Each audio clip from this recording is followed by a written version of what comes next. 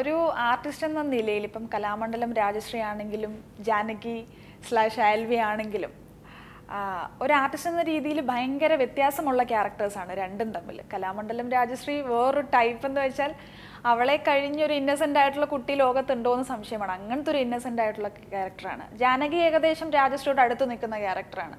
കാരണം നാട്ടിൻ പ്രദേശത്ത് അമ്മയുടെ പെറ്റായിട്ടുള്ള കുട്ടി. ആൽവി എന്ന് പറയുന്നത് ഓരോ ദിവസം പുതിയ മോഷണങ്ങൾ എന്ത് നടത്താം, ഇന്ന് ആരെ പറ്റിച്ച് കള്ളു കുടിക്കാം എന്ന് ഉദ്ദേശിച്ച് നടക്കുന്ന ആളാണ്. സോ മൂന്ന് ക്യാരക്ടേഴ്സും തമ്മിൽ ഒരുപാട് വ്യത്യാസമുണ്ട്.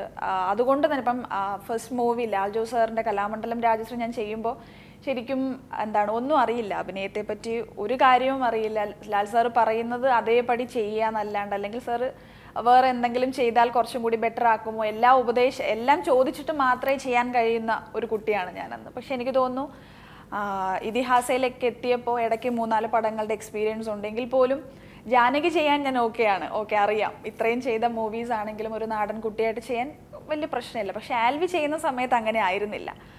കാരണം ഫുൾ ഷൂട്ട് രാവിലെ മുതൽ വൈകിട്ട് വരെ ആണായിട്ടാണ് ഞാൻ നടക്കേണ്ടത്.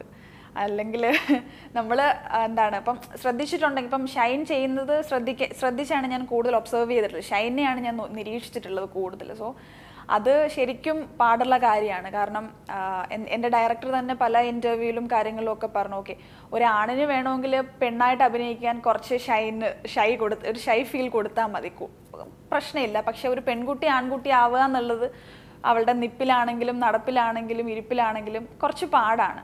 അതുതന്നെയായിരുന്നു എനിക്കും ഉണ്ടായിരുന്ന പ്രശ്നം. പക്ഷെ എന്തുകൊണ്ടൊക്കെയോ എനിക്ക് തോന്നുന്നു മനസ്സിനുള്ളിൽ കിടക്കുന്ന ഒരു അടങ്ങാത്തൊരാഗ്രഹമുണ്ട്, ദൈവമേ ഒരു പ്രത്യേകതയുള്ള ഒരു വ്യത്യസ്തമായ ക്യാരക്ടർ എന്തായാലും കൊടുത്തേ പറ്റുള്ളൂ എന്നുള്ള അടങ്ങാത്ത ആഗ്രഹമായിരിക്കാം എന്നെ കൊണ്ട് അത് ചെയ്യിച്ചിട്ടുള്ളത്.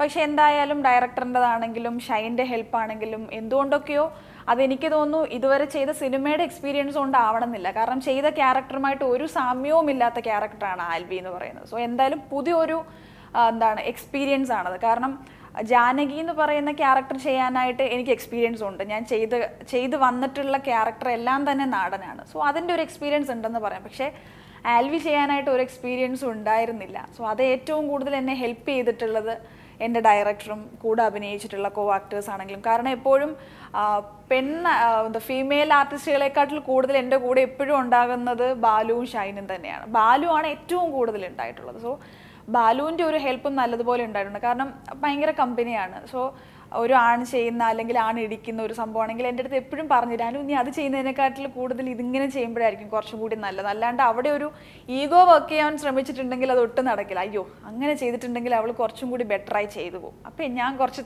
അങ്ങനെ ചിന്തിച്ചിട്ടുണ്ടെങ്കിൽ ഒട്ടും നടക്കില്ല. പക്ഷെ ബാലു ഭയങ്കര കമ്പനിയായിരുന്നു, ഭയങ്കര കോപ്പറേറ്റീവ് ആയിരുന്നു. സോ അതുകൊണ്ടൊക്കെ തന്നെ ആവാം എനിക്ക് എക്സ്പീരിയൻസിനേക്കാട്ടിൽ കൂടുതൽ അവരുടെ ഒരു സപ്പോർട്ടും ഹെൽപ്പും തന്നെയാണ് അത് ചെയ്യാനായിട്ട് സഹായിച്ചിട്ടുള്ളത്. ഞാൻ എപ്പോഴും ഇന്നത്തെ മലയാള സിനിമയിൽ പെണ്ണിൻ്റെ സ്പേസ് ഒരുപാട് കുറവുണ്ടെന്ന് എപ്പോഴും പരാതി പറയുന്ന ആളാണ് ഞാൻ. അത് സിനിമ ആത്മാർത്ഥമായിട്ട് സ്നേഹിക്കുന്നവരല്ലെങ്കിൽ നമ്മളെപ്പോഴും പറയും മനസ്സിൽ ഒന്ന് വെച്ചിട്ട് പുറമേ ചിരിച്ച് കാണിക്കുന്ന ആൾക്കാർ ചിലപ്പം പറയുമായിരിക്കും അങ്ങനെയൊന്നും ഇല്ല. പക്ഷെ തുറന്നു പറയുകയാണെങ്കിൽ ഈ കാണുന്ന പ്രേക്ഷകരാണെങ്കിലും എന്നോട് ചോദ്യം ചോദിക്കുന്ന ആളാണെങ്കിലും എല്ലാവരും സത്യം അതാണ്. പെൺസാന്നിധ്യം ഒരുപാട് കുറവായിട്ട് വരുന്ന സിനിമകളാണ് മലയാളത്തിൽ ഇപ്പോൾ ഉണ്ടായിക്കൊണ്ടിരിക്കുന്നത്. ചിലപ്പം അതായിരിക്കാം ആൾക്കാർക്ക് ഇഷ്ടം, അതുകൊണ്ടായിരിക്കാം. എങ്കിലും ഹീറോസിന് അത് തോന്നിയില്ലെങ്കിൽ പോലും ഞങ്ങളാണ് അത് പറയേണ്ടത്. സോ ഞാൻ എപ്പോഴും അത് പറയാറുണ്ട്, അയ്യോ ഹീറോയിൻ ഓറിയൻറ്റഡ് ആയിട്ടുള്ള മൂവി വരണം. ഞാൻ എപ്പോഴും ഹൗ ഓൾഡ് ആർ യു എന്ന മൂവിനെ പറ്റി ഇപ്പോൾ പറയാറുമുണ്ട്. കാരണം ഒരു ഇടക്കാലത്തിന് ശേഷം ഒരു ഫീമെയിലിന് ലീഡിങ് അല്ലെങ്കിൽ ഒരു ഫീമെയിലിന് അഭിനയിക്കാൻ കുറേ സ്ക്രീൻ സ്പേസ് കിട്ടിയ ഒരു മൂവിയാണ് ഹൗ ഓൾഡ് ആർ യു എന്ന് ഞാൻ എപ്പോഴും അഭിപ്രായപ്പെടാറുണ്ട്. സോ അങ്ങനത്തെ ഫിലിംസ് വരണം. അല്ലാണ്ട് എല്ലാ ഫിലിംസും നായിക പ്രാധാന്യമുള്ള ചിത്രം എന്നല്ല, എങ്കിൽ പോലും ഒരു കാൽഭാഗമെങ്കിലും വരണമെന്ന് ആഗ്രഹിക്കുന്ന ആളാണ് ഞാനിപ്പോൾ. പല സിനിമകളിലും നായിക എന്ന് പറയുന്നത് ജസ്റ്റ് ഒരു ഭാഗത്ത് ഒരു റൊമാൻസ് തുടങ്ങുന്നു, അതിനുശേഷം ഒരു പാട്ട്, അവരുടെ സ്നേഹം അതിൽ തീർന്നു, പിന്നെ നായിക എവിടെ നിന്ന് പോലും ചിലപ്പോൾ സിനിമ കഴിഞ്ഞിട്ട് പല സിനിമകൾ കണ്ടിട്ട് നമ്മൾ ഇറങ്ങിയിട്ട് പറയാറുണ്ട്, അയ്യോ ആ ഭാഗം കഴിഞ്ഞിട്ട് പിന്നെ നായികയെ കണ്ടിട്ടില്ലല്ലോ എന്നും അഭിപ്രായപ്പെടുന്ന ഒരുപാട് സിനിമകൾ ഉണ്ടാവാറുണ്ട്. സോ ഒരു നായകൻ്റെ പ്രണയം കാണിക്കുന്ന കാണിക്കാൻ ഒരാൾ വേണം, അല്ലെങ്കിൽ ഓക്കെ ഇതിന് സിനിമയിൽ 3 പാട്ട് വേണം, അതിന് വേണ്ടിയിട്ടൊരു നായിക എന്ന പ്രവണത ഒരുപാട് കണ്ടുവരുന്നുണ്ട് ഇപ്പം. അതിലൊരുപാട് വിഷമമുണ്ട്, കാരണം ഒരുപാട് കഴിവുള്ള ആൾക്കാരുണ്ട്. എനിക്ക് തോന്നുന്നു പണ്ട് നമ്മൾ നോക്കുകയാണെങ്കിൽ വിരലിൽ എണ്ണാവുന്ന നായികമാരേ മലയാള സിനിമയിലുള്ളൂ. പക്ഷേ ഇപ്പോൾ കഴിവുള്ള ഒരുപാട് കുട്ടികൾ വരുന്നുണ്ട്, കാരണം അവരുടെ കഴിവ് കാണിക്കാൻ അവർക്ക് ഒരുപാട് പ്ലാറ്റ്ഫോംസ് ഉണ്ട്. ഞാനാണെങ്കിലും വന്നിട്ടുള്ളത് ഒരു റിയാലിറ്റി ഷോ വഴിയാണ്. സോ ഒരുപാട് കുട്ടികൾ കഴിവ് തെളിയിച്ച് വരുന്നുണ്ട്. അപ്പം അവർക്ക് അഭിനയിക്കാനായിട്ട് നമ്മുടെ മലയാള സിനിമ അവസരം ഒരുക്കി കൊടുത്തെങ്കിൽ മാത്രമേ, അല്ലെങ്കിൽ കുറച്ച് സ്ക്രീൻ സ്പേസ് ഉണ്ടാക്കി കൊടുത്തെങ്കിൽ മാത്രമേ അവർക്ക് എന്തെങ്കിലും ചെയ്യാൻ കഴിയുള്ളൂ. അപ്പം ഞാനാണെങ്കിൽ പോലും എനിക്ക് തോന്നുന്നു ഡയമണ്ട് നെക്ലേസിന് ശേഷം പല മൂവീസ് ചെയ്തെങ്കിലും ഡയമണ്ട് നെക്ലേസിന് ശേഷം എനിക്ക് കുറച്ച് സ്ക്രീൻ സ്പേസ് കിട്ടിയിട്ടുള്ള മൂവി ഇതിഹാസം മാത്രമാണ്. ഞാൻ ശരിക്കും സിനിമ സ്വപ്നം കാണാതെ എത്തപ്പെട്ട ആളാണ്. കാരണം ഞാൻ പല ചാനൽസിൽ ആങ്കറിങ് ചെയ്തിട്ടുണ്ട്. അപ്പം എനിക്കറിയാം, എന്നെ അറിയാവുന്ന ആൾക്കാർക്ക് അറിയാം എൻ്റെ സ്ഥലം എന്ന് പറയുന്നത് പത്തനാപുരമാണ്. സോ കുറച്ച് ഉള്ളിലോട്ടുള്ള കുറച്ച് ഗ്രാമപ്രദേശമാണ്. സോ അവിടുന്ന് അങ്ങനെ സിനിമ എന്ന് പറയുന്നത് എത്തപ്പെടാൻ കഴിയുന്ന ഒന്നായിരുന്നില്ല. സോ അതുകൊണ്ട് തന്നെ സ്വപ്നം കണ്ടിട്ടും ഇല്ല എന്ന് വേണമെങ്കിൽ പറയാം. പിന്നെ എനിക്ക് തോന്നുന്നു ആങ്കറിങ് ചെയ്തിരുന്നു, ചില ഡിവോഷണൽ ആൽബംസൊക്കെ ഞാൻ പണ്ട് ചെയ്തിരുന്നു. അപ്പോൾ അതിൽ നിന്നാണ് എനിക്കറിയാവുന്ന ഒരാളാണ്.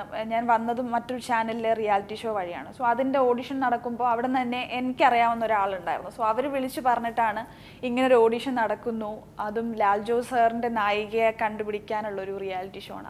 അപ്പം തന്നെ എൻ്റെ ഫസ്റ്റ് ചോദ്യം എന്ന് പറയുന്നത്, ലാൽ ജോസ് സാറിൻ്റെ നായികയെ കണ്ടുപിടിക്കുന്ന ഷോയിൽ ഞാൻ എന്തിനു വരണം എന്നാണ് ഞാൻ ചോദിക്കുന്ന ചോദ്യം. കാരണം ഒരിക്കലും സിനിമാ സ്വപ്നം ഉണ്ടായിരുന്നില്ല. കാരണം ആഗ്രഹമില്ല, ചിലപ്പോൾ ഉള്ളിൻ്റെ ഉള്ളിലുണ്ടായിരുന്നിരിക്കാം. പക്ഷെ നമ്മളെ അന്ന് സിനിമ കാണുന്നവർക്ക്, അല്ലെങ്കിൽ സിനിമാ സ്വപ്നം കാണുന്നവർക്കുള്ള സ്ഥലം എന്ന് പറഞ്ഞാൽ എറണാകുളം, ട്രിവാൻഡ്രം ഒക്കെയാണ്. സോ അതൊക്കെ പത്തനാപുരത്ത് നിന്ന് എന്നിൽ കൂടി വരാൻ കുറച്ച് ദൂരം കൂടുതലുള്ള സ്ഥലങ്ങളാണ്. അതുകൊണ്ടൊക്കെ തന്നെ എത്തിപ്പെടാൻ കഴിയില്ല എന്ന തോന്നലാവാം ആഗ്രഹിക്കാഞ്ഞത്. പക്ഷെ എന്തായാലും ആ റിയാലിറ്റി ഷോ ചെയ്തു. എനിക്ക് തോന്നുന്നു റിയാലിറ്റി ഷോ അവിടുത്തെ ഒരു ഗ്രൂമിങ് സെഷൻ, അല്ലെങ്കിൽ അതിൽ ചെന്നപ്പെട്ടപ്പോൾ മുതൽ ഒരുപാട് ആഗ്രഹിച്ചു തുടങ്ങി. കാരണം ഓക്കെ ചെയ്യണം എന്നുള്ള ആഗ്രഹം ഒരുപാടുണ്ടായിരുന്നു. റിയാലിറ്റി ഷോ വിൻ ചെയ്തത് ഞാനാണ്. അതിനുശേഷം ഡയമണ്ട് നെക്ലേസ് വരെ എത്താൻ ഒരുപാട് കാലതാമസം, ഏകദേശം പെട്ടെന്നായിരുന്നില്ല, അത് ഏകദേശം ഒരു 1-2 വർഷത്തോളം കാലതാമസം ഉണ്ടായിട്ടുണ്ട്. അപ്പോൾ റിയാലിറ്റി ഷോ ചെയ്ത് തുടങ്ങിയപ്പോൾ എൻ്റെ മനസ്സിലുണ്ടായത് ഓക്കെ ലാൽ ജോസ് സാർ കൊണ്ടുവന്നിട്ടുള്ള നായികന്മാർ നമ്മളിപ്പോഴും ലാൽ ജോസിൻ്റെ നായികന്മാരെന്ന് ഒരു ലേബലുണ്ട് അവർക്ക്. ഇപ്പോൾ കാവ്യ മാധവനാണെങ്കിൽ നമ്മൾ പറയുമ്പോൾ ഓക്കെ ലാൽ ജോസ് കൊണ്ടുവന്ന കുട്ടികൾ എന്ന് പറയുന്നതിനൊരു പ്രത്യേക വിലയുണ്ട്. സോ അത് ആഗ്രഹിച്ചു തുടങ്ങിയിരുന്നു. ഓക്കെ എന്നെയും ലാൽ സാർ ഇൻട്രൊഡ്യൂസ് ചെയ്യണം എന്നൊരാഗ്രഹം തുടങ്ങിയിരുന്നു. അപ്പോൾ റിയാലിറ്റി ഷോ തുടങ്ങി ഡയമണ്ട് നെക്ലേസിന് എത്തുന്ന കാലത്തിൻ്റെ ഇടയ്ക്ക് എനിക്ക് വേറെ കുറച്ച് ഓഫേഴ്സ് വന്നിട്ടുണ്ടായിരുന്നു. പക്ഷെ ഞാനതൊന്നും സ്വീകരിച്ചില്ല. അപ്പോൾ എൻ്റെ അടുത്ത് ലാൽ ജോസ് സാർ തന്നെ പറഞ്ഞിട്ടുണ്ട്, നല്ല വർക്ക് വരികയാണെങ്കിൽ നീ ചെയ്യണം എന്ന് എൻ്റെ അടുത്ത് സാർ തന്നെ പറയുമായിരുന്നു. പക്ഷെ അപ്പം ഞാൻ പറഞ്ഞിട്ടുണ്ട്, ഇല്ല, ലാൽ ജോസ് കൊണ്ടുവന്ന നായിക എന്ന പേര് എനിക്ക് വേണം. അതുകൊണ്ട് തന്നെ ഞാൻ അത്രയും നാൾ വെയിറ്റ് ചെയ്തു. ശരിക്കും അതൊരു നല്ല ഭാഗ്യമായിട്ട് കരുതുന്നു. അതുകൊണ്ടാണ് ഡയമണ്ട് നെക്ലേസ് എന്നൊരു ചിത്രം, ആദ്യ ചിത്രം എന്ന് പറഞ്ഞിട്ട് ഇപ്പോഴും എന്നെ എല്ലാവരും അറിയപ്പെടുന്നതും. ഡയമണ്ട് നെക്ലേസ് ഒരു നല്ല തുടക്കമായിട്ട് നിൽക്കാൻ കഴിഞ്ഞതിലും ഞാൻ അത്ര നാൾ വെയിറ്റ് ചെയ്തതുകൊണ്ടാണ്. സോ അതൊരു നല്ല ഭാഗ്യമായിട്ട് കരുതുന്നു. സിനിമയിൽ എത്തിയപ്പോൾ മുതൽ നമ്മൾ അതുവരെ ആഗ്രഹിച്ചിട്ടില്ലെങ്കിൽ പോലും എത്തിയതിനു ശേഷം ഒരുപാട് നല്ല ക്യാരക്ടേഴ്സ് ചെയ്യാനായിട്ട് ആഗ്രഹമുണ്ട്. അതിനു വേണ്ടിയിട്ട് കാത്തു നിൽക്കുന്നു.